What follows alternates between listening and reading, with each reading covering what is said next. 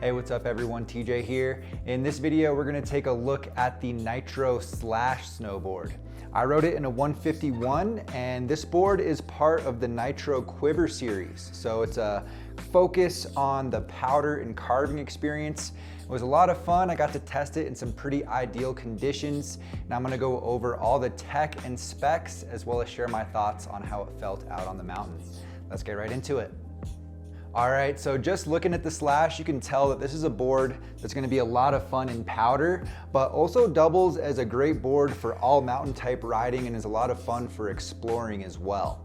It's a volume shifted board, so it's designed with a naturally wide shape, and it's meant to be downsized. So I definitely would recommend stepping down at least one size from your typical board length.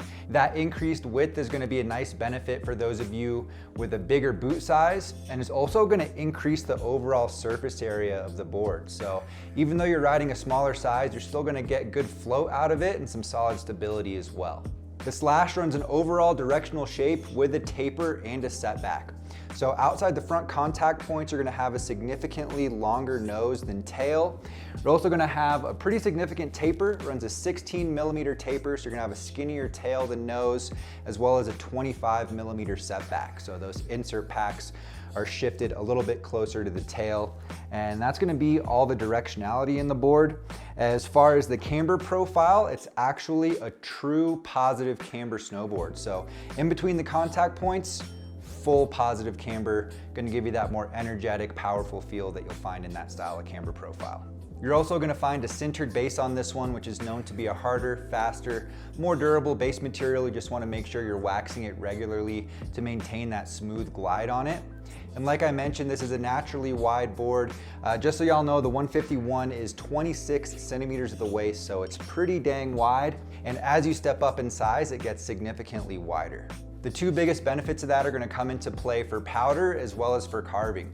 So when you do take this board in soft snow, you're using the entire length from the tip of the nose to the tip of the tail rather than just between the contact points like on hard pack for carving. That increased surface area from the width is gonna give this board plenty of float even at its small size. So you can take it out on a deep day and not be struggling to stay on top of the powder and still gonna get the maneuverability of a short board, which is a really cool combination. I actually was able to take this board out on a true bottomless day out at Kirkwood in California. It snowed 6 feet the day before. On a true bottomless day like that, I'd probably size up and ride this in a 156. But for like a 12-inch or 15-inch storm, I think if you downsize, you're still gonna get plenty of float. I actually was able to take this board out again at Keystone and rode it in about 8 to 12 inches of powder, and it didn't have any problems at all. It felt really, really good out there. You're gonna find the other biggest benefit of the width comes into play when you're carving. With how wide this board is, you can really lay it over to a more aggressive edge angle and not have to worry about heel or toe drag, which is a lot of fun if you're into Euro carving and really laying the board over.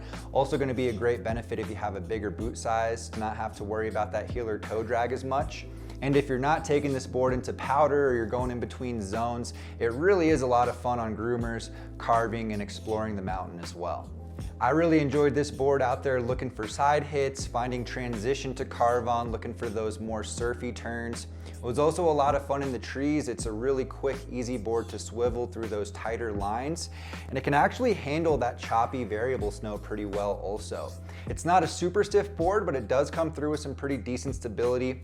Flex-wise, it's a pretty solid mid-flex board, and it does have a bit of a directional flex feel to it. So with that shorter tail, you just don't have as much board to leverage. So you get a little more stability out of the tail, and it gets a little bit more playful in the nose, which is a great combination for this style of board. You get a little bit more power and stability out of the tail to help you out in that choppy variable snow to power through that. Also gonna help you out when you're going a bit faster.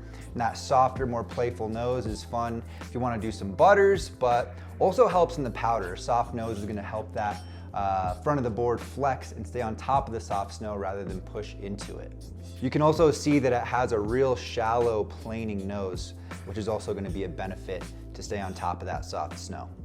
And just for reference, I weigh around 150 pounds and I'm 5'10". Overall, I think the Slash has a nice, manageable feel to it. I definitely wouldn't say this is an aggressive board, but it's not wimpy or too playful either. It's definitely a very capable board for what it's designed for. And as far as the biggest highlights that I was feeling out there is probably that combination of float and maneuverability. I think Nitro really hit the nail on the head with this one. It's a really fun board to take out on a POW day, whether you're looking to ride some open bowls or get into the trees. It's also gonna do a great job handling that more chopped up variable snow that you'll find towards the end of the day on those POW days. Good for exploring as well. And the other big highlight for me is the quick, snappy, energetic turns I found in this board.